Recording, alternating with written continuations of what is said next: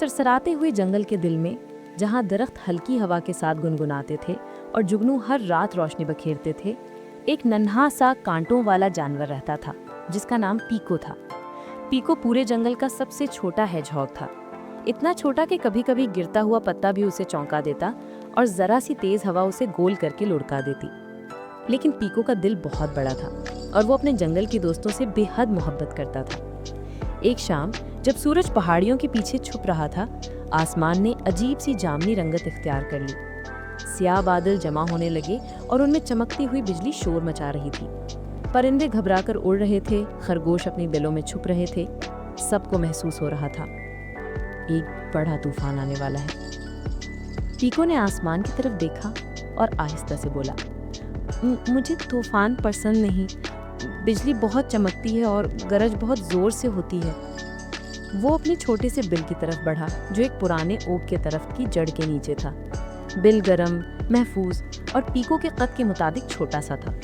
जैसे ही पहली बूंद गिरी, पीको अपने बिल में सिमट गया। एक जोरदार घनगुरज ने जंगल को हिला दिया। पीको डर के मारे कांप उठा, लेकिन फिर हवा की गुरज के बीच उसे एक और आवाज सुनाई दी, किसी की हल्की सी रोने की आवाज। पीको ने बिल से बाहर झांका। बारिश जोर से बरस रही थी, शाखें झूम रही थीं और बिजली की रोशनी में अजीब साए बन रहे थे। पीको का दिल तेजी से धड़कने लगा। क्या कोई मुश्किल में है? उसने सोचा। फिर वो आवाज दोबारा आई, इस बार ज्यादा साफ। पीको ने हिम्मत जमा की और तूफान में कदम बाहर रख दिया। कुछ ही दूर उसे छोटी सी मीमी, एक बच्ची गिलहरी, भूखे बिल्ली की तरह कांपती हुई मिली।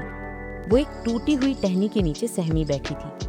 उसका फर पानी से भीगा हुआ था और हाथ कांप रहे थे। पीको, मैं अपना घर नहीं ढूंढ पा रही, मीमी रोने लगी।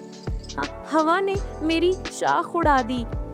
पीको ने अपनी घबराहट दबाई और नरमी से बोला, मेरे साथ चलो, मेरा बिल बहुत छोटा है मगर हम दोनों आ जाएंगे। बारिश में लड़खड़ाते हुए वो दोनों पीको के बिल की तरफ बढ़े। बिजली चमकी तो मीमी डर के मारे उससे चिपक गई। पीको ने धीरे से कहा, घबराओ नहीं, हम साथ हैं। अभी वो अपने बिल तक पहुंचने ही वाले थे कि अचानक एक बहुत जोरदार आवाज गूंजी। एक बड़ी शाख जमीन पर गिरी थी। उसके नीचे से कोई कराहने की आवाज आ रही थी। ओ नहीं, पीको ने कहा, शायद कोई जख्मी है। मीमी ने डर कर कहा, पीको, तूफान और खतरनाक हो रहा है। पीको ने अपने छोटे से बिल की तरफ देखा, महफूज, गरम, बिल्कुल करीब। फिर उसने कराहती आवाज सुनी, डरा देने वाली, नामालूम। उसने गहरी सांस ली। हमें किसी को फंसा नहीं छोड़ सकते। वो दोनों हिम्मत करके आवाज की तरफ बढ़े। शाख के नीचे ओलिव, एक बूढ़ा दानिशमंद उल्लू, फंसा हुआ था।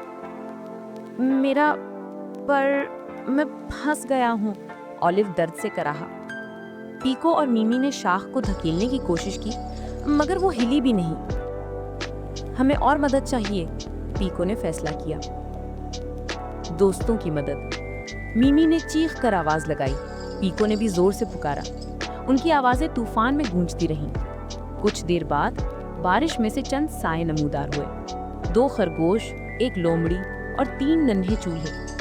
सब ने ओलिव को देखा और फौरन काम में लग गए। खरगोश एक तरफ से धक्का देते, लोमड़ी अपनी मजबूत कमर लगाती, चूहे छोटी छोटी टहनियां हटाते और पीको और मीमी पूरी ताकत से दबाव डालते।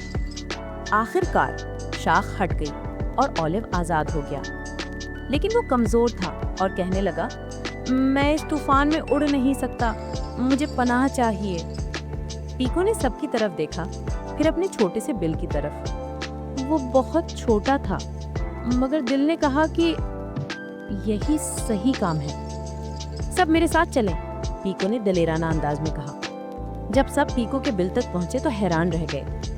पीको, ये तो बहुत छोटा है, लोमड़ी ने नरमी से कहा।